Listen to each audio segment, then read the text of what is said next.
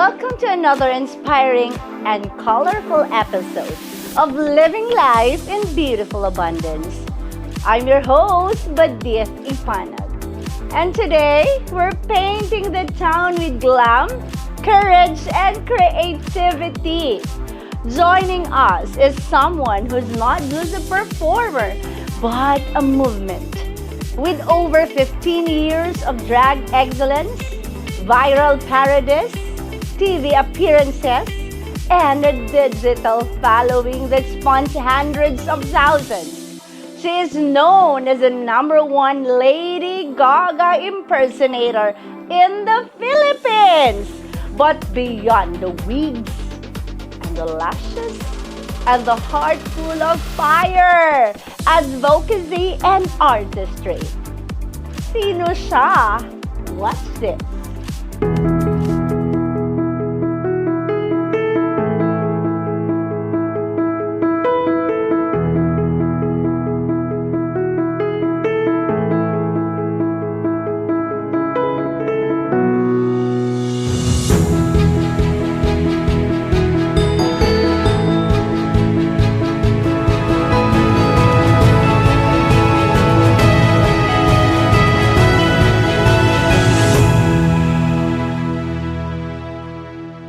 Ladies and gentlemen, let's welcome the fierce, the fabulous Lady Gagita! Thank you so much, Miss Badith, for Wow. having me here. It is a privilege and welcome to me! O, diba?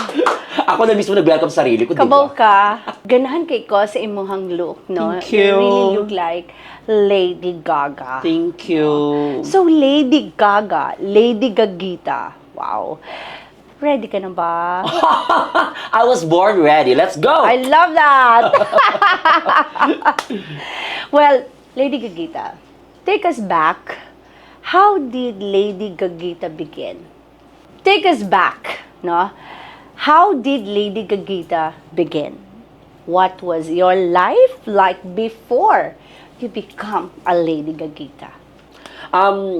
Si Vincent kasi, way before, 15 years ago, taga-diri ko sa Davao City. Okay, And then you're ako from ay Davao. Anong particular place in Davao? Bunawan. Bunawan. Bunawan, Davao Okay. City. Nag-start ako sa pagpaparody sa YouTube talaga, 15 years ago. Muto mga time nga dili pa jud kaayo uso ang mga content creation. Okay. So we were like the first batch of the YouTubers. So ang mga kabatch pa nako sa una sila Moy Palaboy, sila Becky Mon. So kami jud ang mga pinakauna nga mga YouTuber before. And ako kasi na-inspire ako sa mga works ni Michael V sa Bubble Gang before. So they were like doing spoof ng mga music videos. So ako murag I was thinking na wala pa yung mga commoners like me na gumagawa ng videos, mga home videos sa bahay nga. Gumagawa ng mga music video, parodies.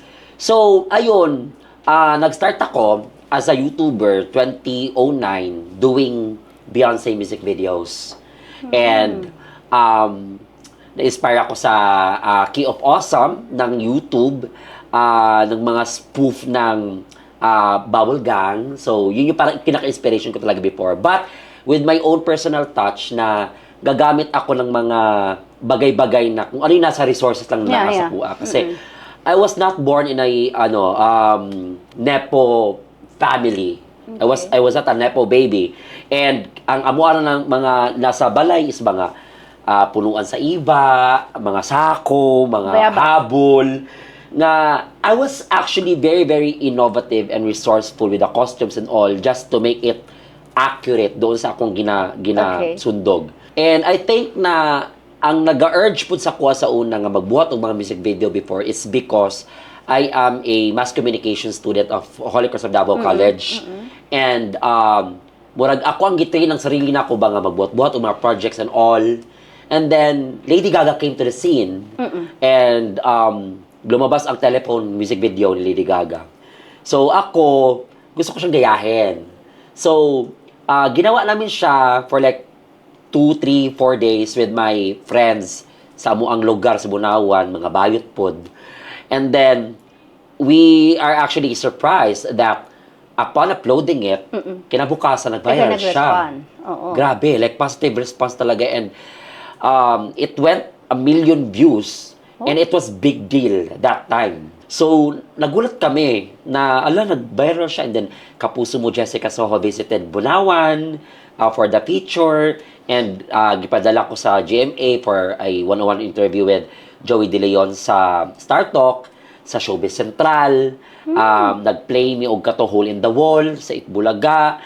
So, after So, that, artista ka na talaga. I just don't want to consider myself as artista kasi parang gusto ko kasi low-key pa rin na kasi after all the long day of the makeup and the wigs and the lashes and all, I'm still the normal Vinson eh.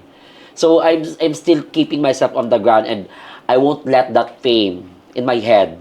Kasi alam mo na, 'di ba? Yeah. Pero wala ba, hindi ka ba naka-experience kasi, 'di ba, kumbaga hindi mo ba na-experience na nag-trial ka, nag-try ka, tapos na-frustrate ka? Bago ka na-discover, bago nag-viral yung YouTube? Yeah. Bago ka na-invite ng mga like Jessica Soho, katong mga nag-invite sa imuha, pila ka times ka nag-try bago ka naging successful?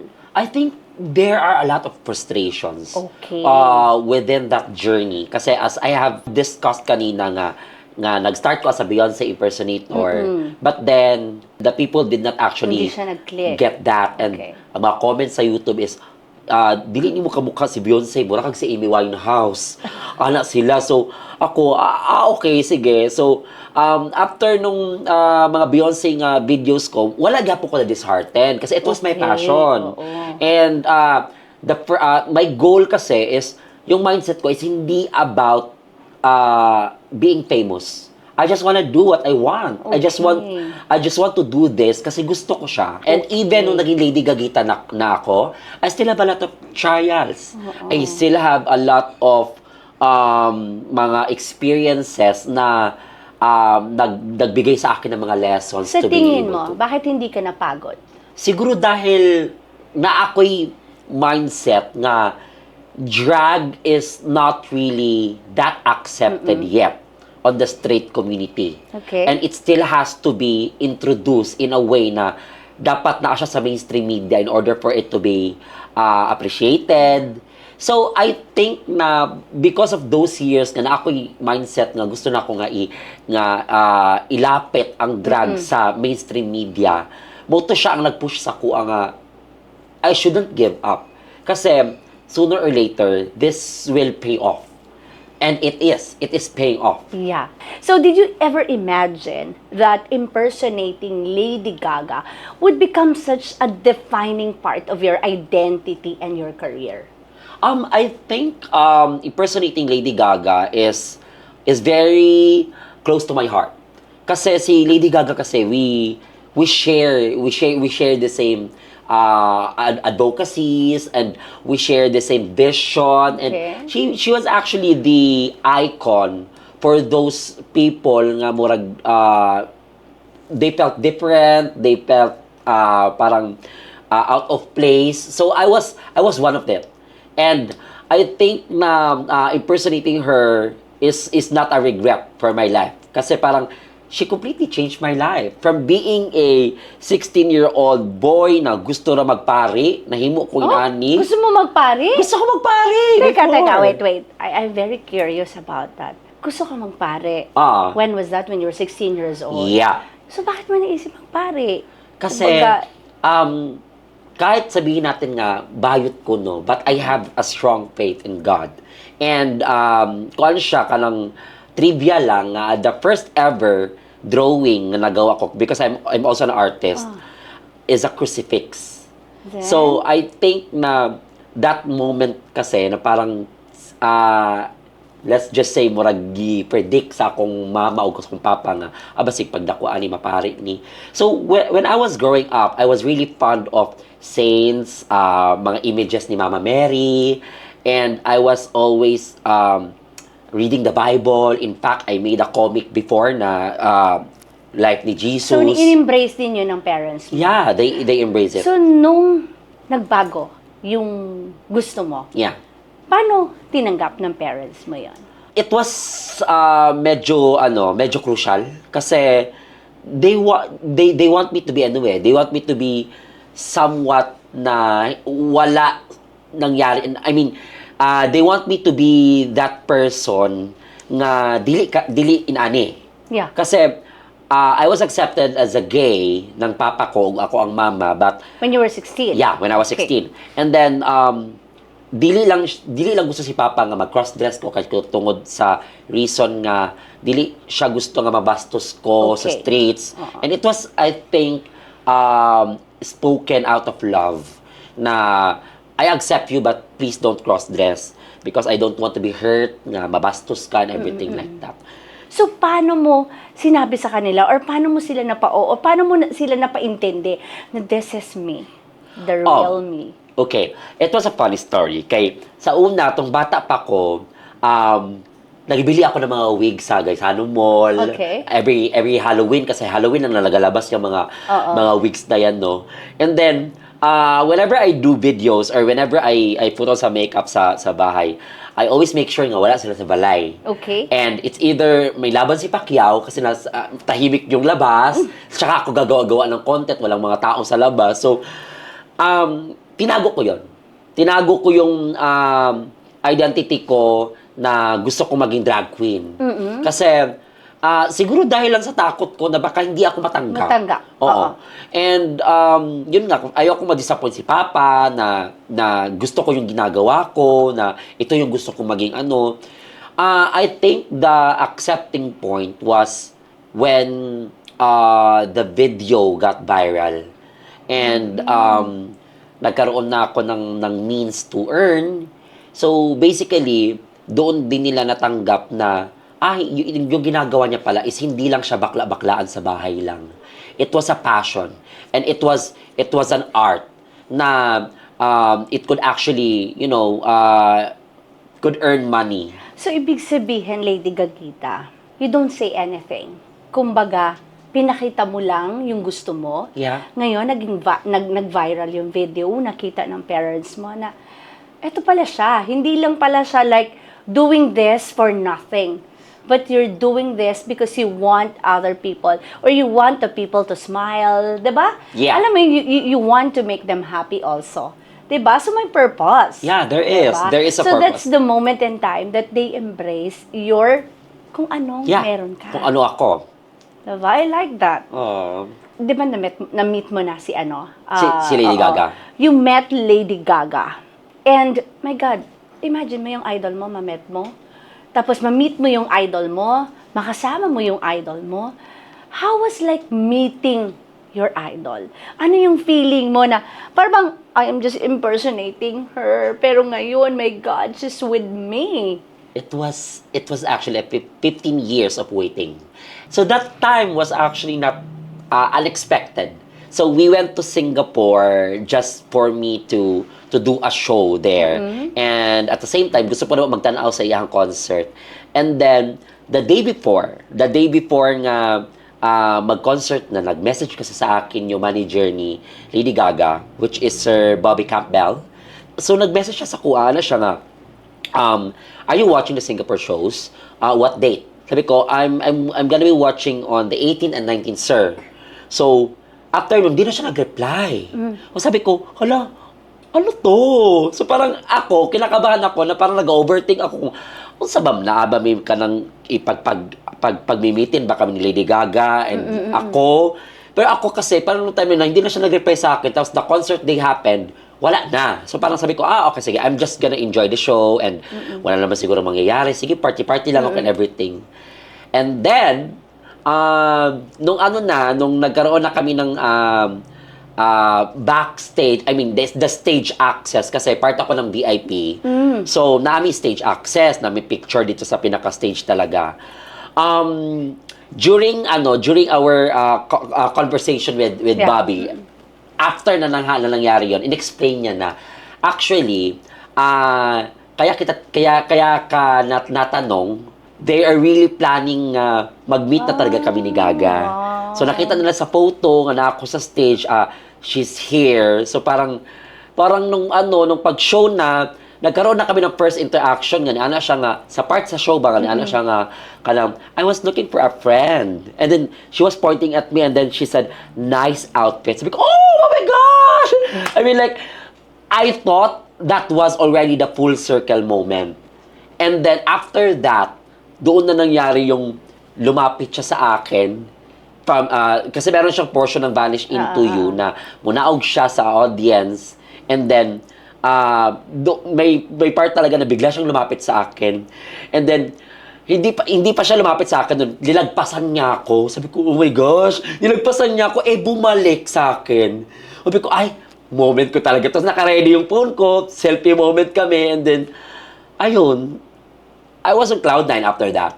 Na parang, I was just smiling the whole time kasi lahat ng mga paghihirap ko for the past 15 years have already paid off. Imagine mo, ini-imagine mo lang, pinoportray mo lang, naku, kasama mo siya, diba? So, ibig sabihin, yung mga ginagawa mo, napansin niya. Yeah. International na pansin yung ginagawa mo. Yeah. Diba? And it's an achievement, right? But, I'll ask you, what's one of the misconception about you? That, kumbaga yung sinasabi nga ng ibang tao na they usually misunderstood you. I think the misconception about me is that akala nila mataray ako. Okay. So, ako kasi, before I am very, very opinionated sa lahat ng mga nangyayari. So, basically, ako yung parang marami ako sinasabi online before. So, parang nakikita nilang misconception yun as somewhat na problematic. Okay. Pero I'm just parang speaking out what's on my mind. And then, siguro feeling ko, ako ay naging, naging careless lang ko. Kaya parang feeling ko, my opinion doesn't matter. But for the others, it matters. Kasi, sa tingin mo, paano kanila maintindihan, Lady Gagita?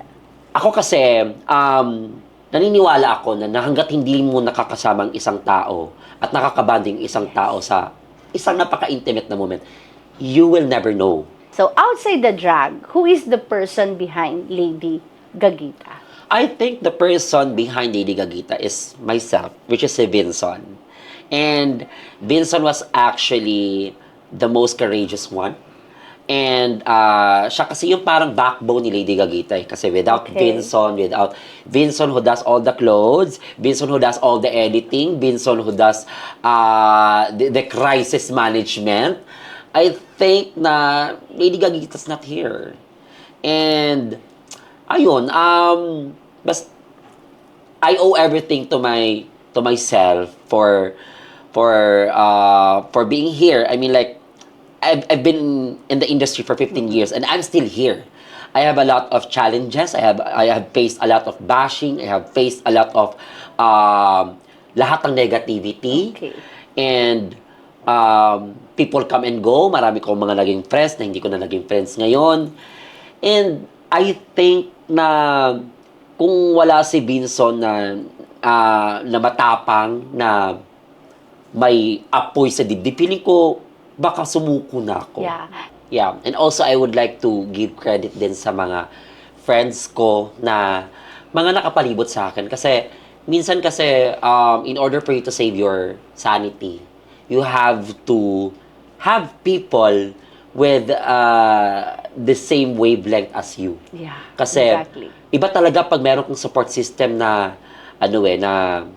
nag-aano sa'yo, nag-encourage, nag-motivate sa'yo, and the support system nga, kailangan mo nga to keep going. Yes. So, that is actually my boyfriend, si Raymond. Oh, you're in love. Yeah. That's the way it should be. Of course. Okay, light na tayo. Hinga muna tayo. Sige, nga sa takay mo lang. Let's play a game. Ang mga luha lang. So, na lang mga luscious yung mga mascara. So,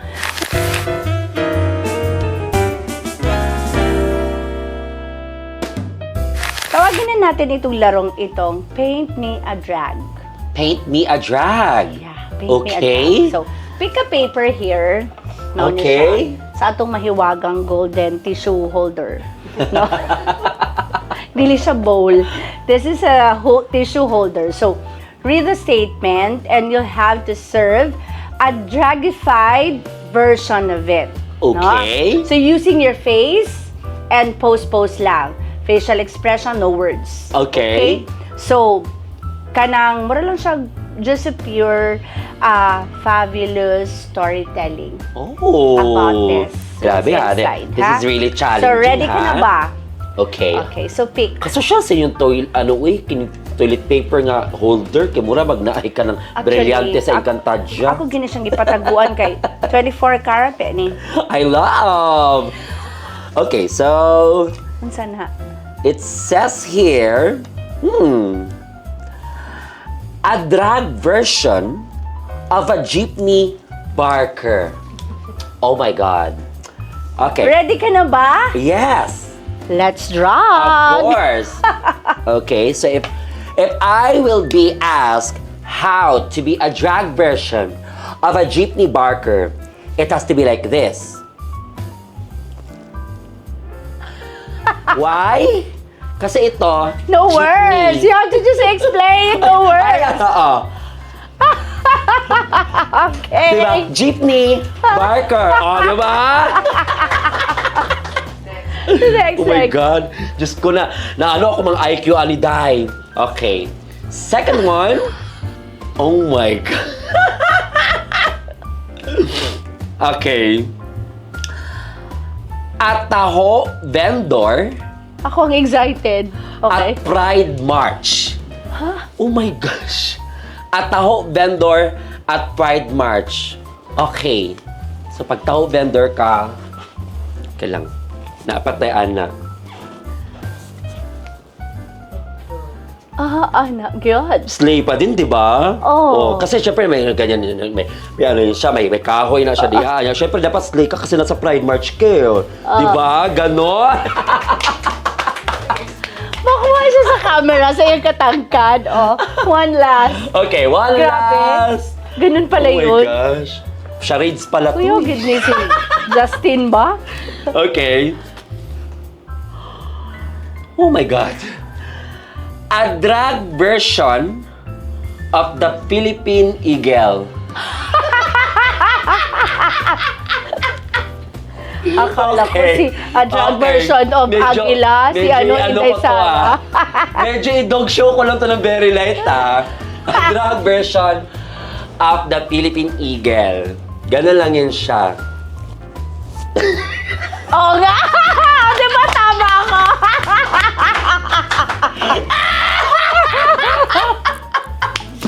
Oh my gosh. Di ba tama ako?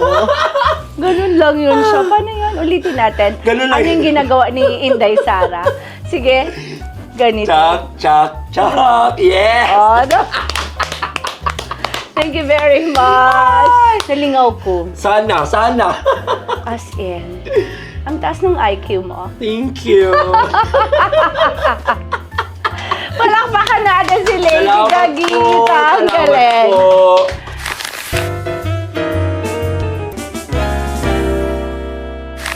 Seriously, balik tayo sa pagiging serious.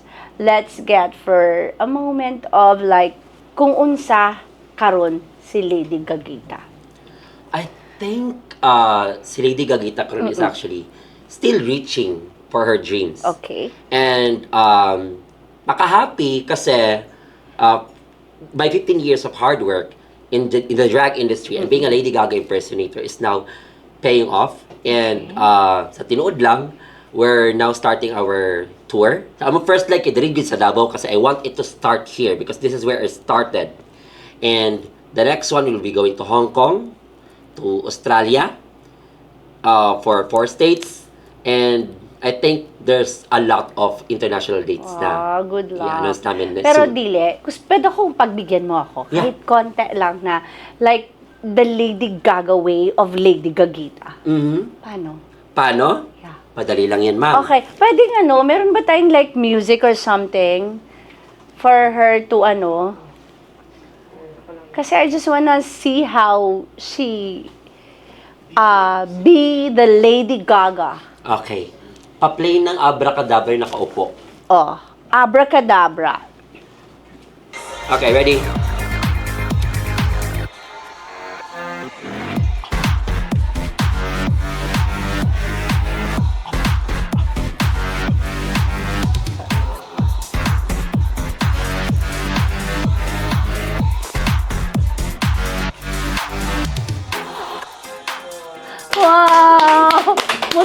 gyud ko. Mutuon ako. Oh, diba guys? That's Lady Gagita. My God. Daghang salamat. Daghang salamat kayo. Daghang din salamat. Salamat kayo mo kong ipagbigyan. Of course, of course. Lady Gagita, what does living life in beautiful abundance mean to you personally? I think living a life in full abundance to me is about being yourself. Okay. Kasi kung if you are really, really true to yourself, that's already abundant. That's nice. That's already abundant. Kasi if you're living na totoo ka sa sarili mo, you don't have to hide anything in you. Hindi ka malilimitahan sa mga bagay-bagay na gusto mong gawin. Kagaya lang yan ng talento or kaya ng sexualidad. Now this is also a statement for all the parents out there na ay mga LGBTQ+ na mga bata na you just have to accept your kids para they will be true to themselves and they will be able to maximize everything in full abundance. Oh, wow, I love that. What message do you want to live for the aspiring drag artists and creatives? I think acceptance starts at home. So, if the LGBTQ+ youth or a gay boy, let's just say a gay boy on a household, pag na-accept na kasi siya, simula pa lang sa bahay, mas mai-embrace niya yung sarili niya. Kasi nakikita niya na, ay, hindi pala kasalanan ang pagiging bakla. Yeah. And of course, to all the drag artists and the aspiring na mga baby queens ngayon, I must say that being a drag queen is really, really expensive. And it takes a lot of effort, blood, sweat, and tears for you to go there.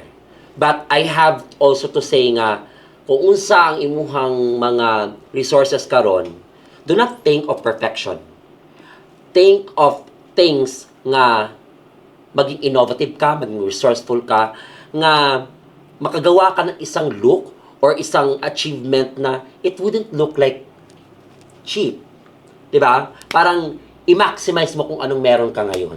Kasi after that, when you get successful, money will follow. Yeah. Resources will follow. And of course, your happiness. Yes, your Diba? happiness. You're happy of what you're doing. Yeah. And drag Because you is an cannot expression. create something if you're not happy. Am I Yes, right? yes, Diba? yes. So, ang nakikita ko is you are very happy right now. Yeah. Kaya you are successful.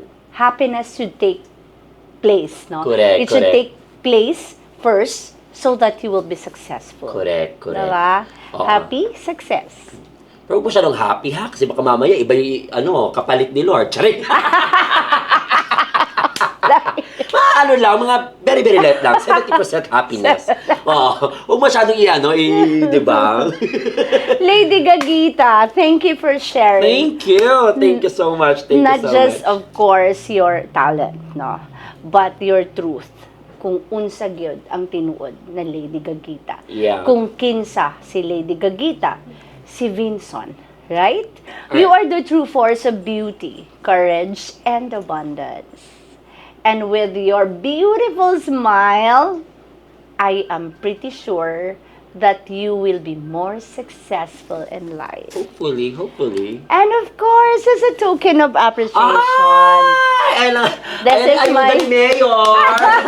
Ayun si Mayor. this is my beautiful abundance perfume. Oh my no? God. Diba? This is a fragrance line that celebrates Thank you. self-expression, elegance, and empowerment. Thank Just you. like Thank you, Miss Badit. Sana hindi ma-offload. Sana makapasok sa airport to.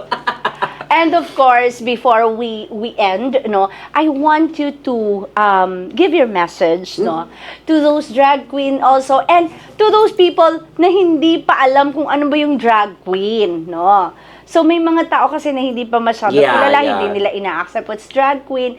So can you say something to them? Alright. Sa lahat po ng mga nanonood ng video na ito, no, drag is not different from the art that we see on TV. So, kung makakita tayo ng mga artista sa TV, that's also equivalent of the art nga naa ang drag. So, drag right now is now mainstream, and just so you know, we've been entertained by drag for the past years. When we see Michael V doing impersonation, we see Willie Nepomuceno impersonating someone, that's already drag.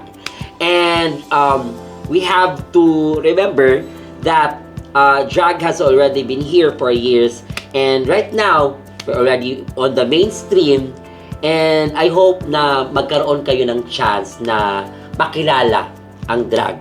And gusto ko lang din magpasalamat kay Miss Badit for guesting me here. And this is actually one of the first ones nga media outlet nga I felt support from the Davao community.